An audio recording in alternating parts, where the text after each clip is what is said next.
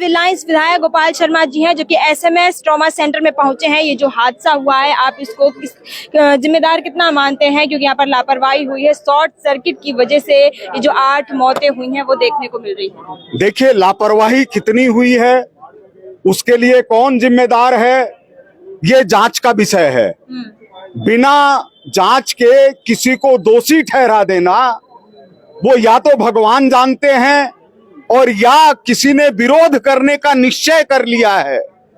जैसे अभी एक कांग्रेस के नेताजी हमारे जयपुर के विधायक हैं, जिनकी सीबीआई जांच चल रही थी, वो नारे लगवा रहे हैं और उन लोगों को अपने साथ लेकर के आ रहे हैं। आप बताइए, किसी के मातम छाया हुआ है, तीमारदार धरने पर बैठे हैं कि हमारी बात को सुना जाए, और आप वहां जाकर के नारे लगा रहे हैं। आज तक राजस्थान के इतिहास में कोई मुख्यमंत्री रात को 2:30 बजे आया है क्या? क्या उस समय विपक्ष के नेता नहीं थे? क्या कांग्रेस के अध्यक्ष नहीं थे? क्या कांग्रेस के पूर्व मुख्यमंत्री नहीं थे?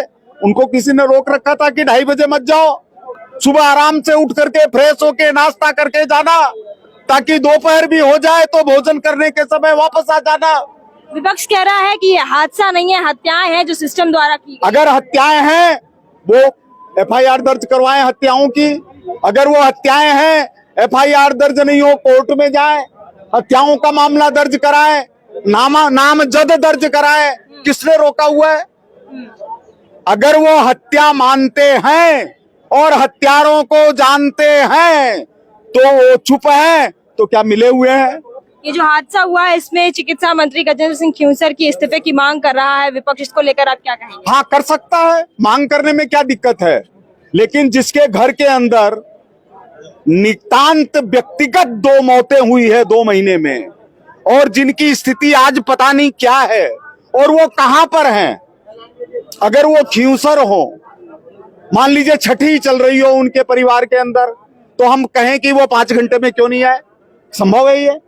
सर, सरकार से क्या रहेगा अब आपका? सरकार से कैसे लोगों को मुआवजा वगैरह, इसके लिए क्या आगे कार्रवाई करेगी? हमारी सरकार मुआवजे के लिए, दोषियों को सजा देने के लिए, और कोई भी गंभीर घटना ऐसी हुई है जो तीमारदारों के साथ हुई है, उन पर कार्रवाई करने के लिए प्रतिबद्ध है। सर, क्या लगता है किन किन पे गाज गिरनी चाहिए ऐसे में, जब 1 घंटे की, मतलब 1 किलोमीटर की दूरी पर यहाँ से आपका फायर स्टेशन है, 1-1.5 घंटे बाद में यहाँ पर गाड़ियां पहुंची हैं, इक्विपमेंट्स भी यहाँ पर प्रॉपर नहीं है, स्टाफ छोड़ के भाग रहा है। ऐसे में लोग, मतलब प्रदेश का सबसे बड़ा अस्पताल है, लोग अपनी जान बचाने के लिए आते हैं, फिर भी भाग रहे हैं, स्टाफ छोड़ के भाग रहा है। क्या लगता है सर, क्या कार्रवाई? देखिए, मीडिया को यही विषय उठाना चाहिए।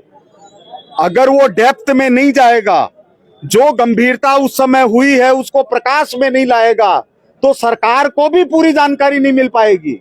जो ये कह रहे हैं कि तुरंत जांच कर लो, तुरंत रिपोर्ट दे दो, इसका मतलब क्या है? कि हम उस पर लिपापोती कर सके। अब आप यहाँ पर आए हैं सर, अब इसके बाद में आगे सरकार से कैसे इन लोगों को? देखिए, तीमारदारों ने 2 विषय उठाए हैं। एक, जो लोग जनरल वार्ड में भर्ती हैं उनको आईसीयू जैसी सुविधा मिले, जिसके लिए तुरंत प्रयत्न होना चाहिए, ये मिनट 2 मिनट का काम नहीं है। और दूसरा, जो गार्ड हैं वो किसी के साथ दुर्व्यवहार कर रहे हैं, वो इसी मिनट के साथ रुक जाएगा। गार्ड तो क्या, जब सीएम साहब यहाँ पर आए थे तो रात में यहाँ पर जो परिजन थे उनको भी भगा दिया गया था, पुलिस ने उनके साथ लाठीचार्ज भी किया। उनके ऊपर भी कार्रवाई होगी। किसी के घर का व्यक्ति की मृत्यु हो गई और परिजन ये कह रहे हैं कि हमारे साथ लाठीचार्ज हुआ है, उनका मेडिकल होना चाहिए, उनका मेडिकल होना चाहिए, एफआईआर दर्ज होनी चाहिए, कार्रवाई होनी चाहिए। सर, इससे पहले महिला चिकित्सालय में भी ऐसा मामला एक बार देखने को मिला था, उसके बावजूद भी सर ये स्थितियां देखने को मिल रही है। क्या नहीं, हमको ये देखना पड़ेगा कि ये जो, जैसे आपने महिला चिकित्सालय की बात कही, ये कितने वर्ष पुराना है जी? क्या वहां पर मरम्मत करने का काम पिछले कई वर्षों में किया गया है? जो भी आरोप लगाना चाहिए, मैं तो उसके, जब मरम्मत हो रही थी तब भी जाकर के आया, उस कमरे को भी देख करके आया, बच्चों को जब बाहर किया गया बरामदे के अंदर तब भी देख करके आए कि कहीं हम इनको बाहर लाए और मेडिकल सुविधा नहीं दे पाए। तो ये एक लगातार परंपरा का विषय है। सर, जनता डर रही है, लोग बाग डर रहे हैं, प्रदेश का इतना बड़ा अस्पताल है, लोग आ रहे हैं अपने आप को मतलब भर्ती करें, गरीब लोग आते हैं, सब आपको पता है, जो मतलब जिनके पास पैसा है वो तो अपने आप परिजनों को प्राइवेट अस्पताल में लेके जाते हैं, या सरकारी अस्पताल में इस तरीके की व्यवस्थाओं का जो आलम है। देखिए, डर स्वाभाविक है, डर स्वाभाविक है, क्योंकि कोई भी व्यक्ति अपना जीवन प्राप्त करने के लिए आता है और वो अगर मर जाए और ऐसी खामी के कारण जिसके लिए वहां का सिस्टम जवाबदेह है, तो निश्चित रूप से तकलीफ तो होगी ही होगी।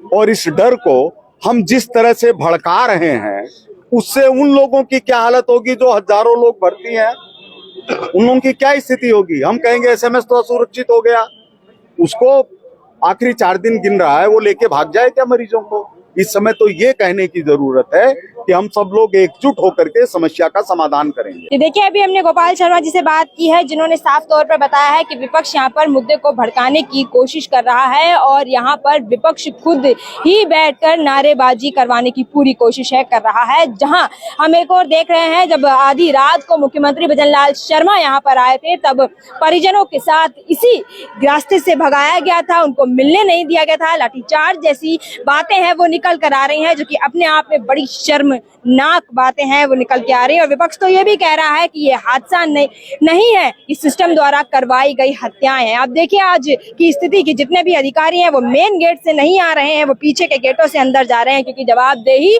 कौन है ये अभी तक तय नहीं हो पाया है। जवाब दे तो दे क्या, क्योंकि एक और परिजन यहाँ पर धरने पर बैठे हैं, मुआवजे की मांग कर रहे हैं और जो पीड़ित परिवार यहाँ पर हादसा जिनके साथ हुआ है उनकी हालात, उनसे मिलने वाला अभी तक कोई नहीं। और वहीं चिकित्सा मंत्री गजेंद्र सिंह खिमसर को लेकर भी तमाम बातें उठ रही हैं, जहां पर उन पर तमाम सवाल खड़े होते हैं कि अभी तक चिकित्सा मंत्री मिलने नहीं आए, अभी तक किसी भी तरह का कोई भी नुमाइंदा है वो मिलने नहीं आया। जब मुख्यमंत्री भजनलाल शर्मा यहाँ पे आए थे तब भी मेल मिलाप है जो पीड़ितों और मुख्यमंत्री के बीच में नहीं हो पा रहा था। आगे क्या कुछ जांच बैठेगी, किस तरीके से पूरी लापरवाही का पता चलेगा, ये तो देखने वाली बात होगी।